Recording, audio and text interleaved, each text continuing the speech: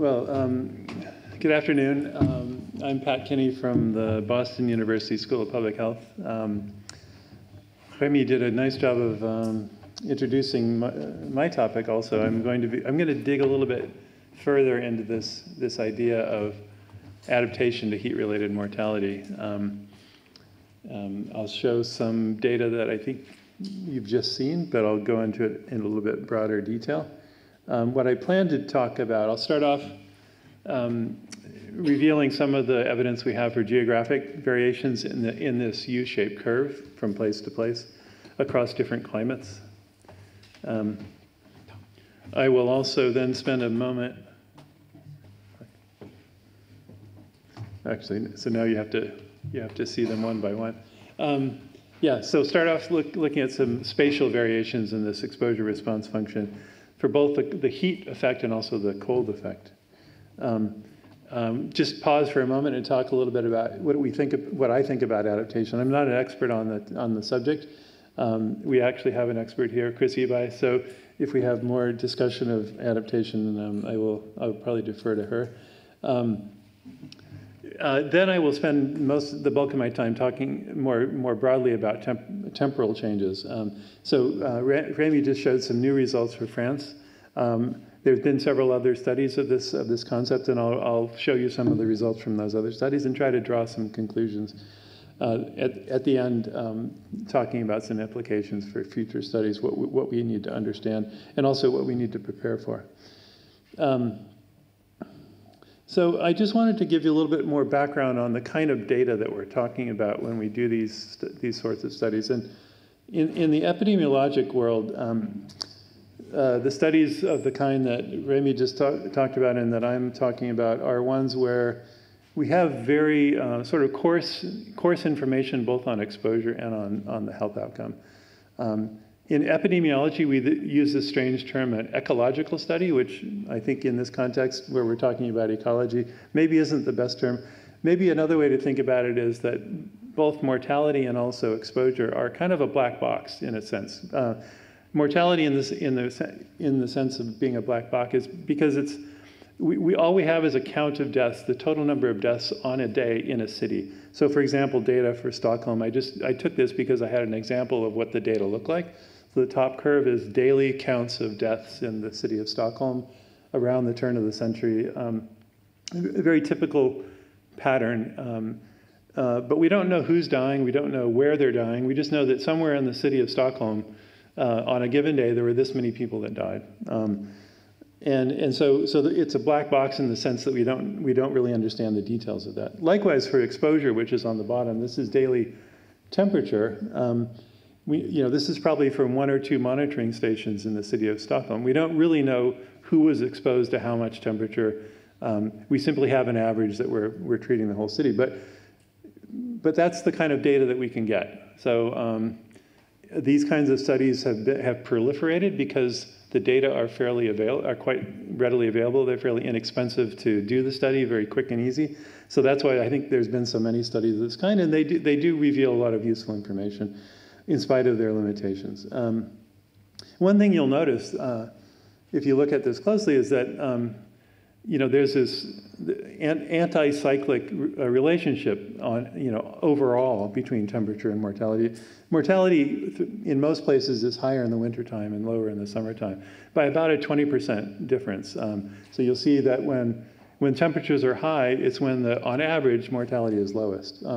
But so this raises the need for controlling for these seasonal cycles. In Rémy's talk, he explained some of the controls that we use, usually a spline function, to try to control for those seasonalities. And then we can focus on the short-term variation, which is the thing that we're trying to reveal.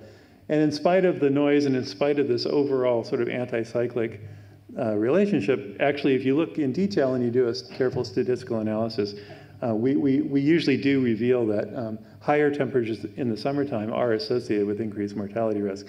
It's not at all obvious simply by looking at the picture. But what we end up doing is doing a regression analysis where mortality is the y variable and the daily temperature is the x variable. usually looking at fairly short-term lags, yesterday or the day before temperature usually is what's most important, and controlling for some things like day of week and trends. So those kinds of analyses have been done quite a lot.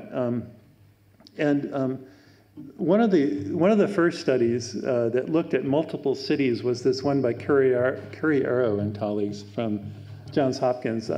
What you see are each of those lines is a different city in the United States. There were 11 cities in his study, and he just simply is doing a sort of a smooth function of mortality versus temperature in each of those cities. And what this, this study was interesting in many ways, but one thing in particular that it showed was that the colder cities, the more northern cities, which are the solid lines, tended, on average had a different shape of relationship than the warmer southern cities. There was evidence that the northern cities had a steeper heat effect, that as heat increased, mortality increased more rapidly than in the southern cities. And on the cold side, it was sort of the opposite. I did some work with a collaborator in China, and we did some work, we did similar work. This is just fitting a simple spline function to the temperature mortality function in 4 different cities in China. And the cooler cities are the ones on the left. I mean, Harbin and Beijing are cooler than Shanghai and Guangzhou. Guangzhou's in the south. And you see something that's sort of similar to what Curriero showed, where the temperature mortality U-shaped curve kind of shifts depending on what the normal temperatures are. And so when we analyze a function like this, it's very common to look at the minimum mortality temperature, so this sort of the bottom of the curve, and you can see that it changes a lot. In the warmer places, the minimum mortality temperature is higher than in the places that are cooler. But also we're interested in the slopes for the cold effect and also for the heat effect. Another interesting study is one that came out in 2014 by Lee and colleagues. This is data from Joel Schwartz's group at Harvard, and they reported a separate effect in January of temperature, which is the one on the left, across groups of cities, and then on the right side is the effect in July. They grouped, I think there were something like 200 cities. I forget exactly how many, did it say there? Doesn't say in this, but it's somewhere between 100 and 200 cities, and they grouped them into these 8 different parts, sort of regional classifications. And the colors are sort of related to the average temperatures. The redder ones are the more southerly, warmer places. And so looking over at the July side, we see again that in a place that's typically warm, it has to get a lot hotter before you start to see the mortality going up. And likewise, on the other side, interestingly enough, the places that are typically cold, like the blue and the green, the mortality doesn't go up as much as it gets colder. It's sort of implying that cities have adapted in some way to the kind of climate that they're being exposed to on a regular basis, and not really knowing what it is about those places that make them adapted to their local climate, but suggests that there's something different across cities that has something to do with adaptation, both on the warm side of the distribution and also the cold side of the distribution.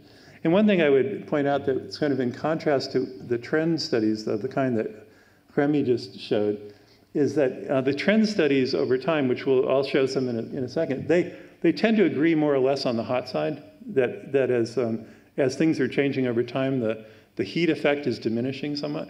But we don't really get the same story. This would imply that the cold effect should go up as it gets warmer, and we're not really seeing that in the trend studies. So I just mentioned that in passing. Just to pause for a moment and talk about adaptation and some of the factors that are some of the strategies that are being used to accomplish adaptation. Here's one definition, which is adjustment in natural or human systems in response to actual or expected climate stimuli, or their effects, which moderates harm or exploits beneficial opportunities. And those kinds of adaptation strategies could be at the individual level. They could be societal, and actually you could divide that up into many other sort of subcategories. And I just pause here too to mention that this definition sort of implies that adaptation is something active, like society or government or somebody anticipates things are getting worse, or they're observing things are getting worse, and then they implement policies to moderate those impacts. And I think what we're seeing in terms of the trends so far in the heat-related mortality maybe don't reflect so much this sort of active intervention, but more just sort of something naturally or societally that's been happening over time. And so I think using the term adaptation is a little bit fraught, I think, in this setting. So some of the factors that can promote adaptation, we've talked about things like air conditioning. Also urban form can make a big difference. Using reflective building materials, green roofs, white roofs, green space in cities. Intervention approaches that involve outreach to vulnerable groups, which often might be elderly people who are stuck at home or outdoor workers. Heat warnings that in advance of a heat wave to let people know what's happening. Cooling centers or cooling shelters where people can go to stay cool when it's really hot. So I think cities have used many of these strategies, and they, to more or less extent, can be effective. There's still relatively limited evidence for the effectiveness of each of these, but there are certainly approaches that are being used. So we see these spatial variations where both the heat effect and the cold effect seem really different in places that have different climates that have seemingly adapted to their local climates. Now I'll show you some of the studies looking at changes over time. And this is actually data that's, I think, Rémy just showed from one of my graduate students, Elisa Petkova, from several years ago. And what this shows is for New York City, as we saw that if we split the data into 3 categories, and this is quite similar in concept to what they've done here in France that we just saw, we see a gradual reduction in the steepness of the heat part of the curve across decades, up to 2005, suggesting there's some sort of change in the response that's reducing the impact. Elisa, the PhD student working with me, interestingly was able to get a much longer, actually a 100-year record of data for New York City. And she converted, let me go back here, she converted the heat part of this curve to a relative risk, which is shown here on the y-axis. So it's the relative risk of death at 29 degrees Celsius compared to 22 degrees Celsius. So that's the metric of exposure that we're using. And she divided the data up into decades. There were a couple of decades in the middle of the century that were missing. There were no data. So she has data for the first 5 decades and then the last 4 decades of the 20th century. And there was a big change from the early part of the century to the latter part. And then in the latter part, there's this kind of exponential reduction of the kind that we were just seeing on the previous slide, where we look in most recent years. I think that what we're seeing in the early century to the later century has something to do with the epidemiologic transition away from a world that's dominated by infectious diseases to one where chronic diseases start to take over, and also that public health systems just become much more robust over time. So the effect goes down quite a lot, but then it continues to decrease in the latter part of the century, which I've always assumed is probably due to air conditioning, but we don't really know for sure if that's what's driving it. Another study by Bob et al. In Environmental Health Perspectives in 2014 looked across many cities in the United States, and I won't go through the details, but what you're seeing here is that the heat-related excess deaths on, say, in the upper left-hand panel are decreasing over time in her analysis. Over on the upper right, the effect is somewhat different for different age groups, but not a lot difference. Also some difference, but not a lot on the lower left, which is looking at different health outcomes, and also dividing the country into different regions. You got some variation over in the lower right. But generally, she's seeing this decrease in the heat-related effect over time that's fitting a simple linear term. And then looking more more globally, this is data from that paper that I think Rémy mentioned, from Environmental Health Perspectives, Gasparini et al. And if you look, this is hard to read from the distance where you're sitting. The light blue color is the 2006 data.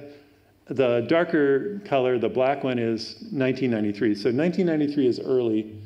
The light blue is the later 2006 data. The story's not the same everywhere. These are country by country. So for the USA, down on the lower right-hand side, we see something quite similar to what I've been talking about, where the more recent data seems to show a smaller heat effect. And that's generally what we see, although in Australia, the upper left one, it looks like it's the other direction, although the error bars are quite large. So it's a little bit hard to tell.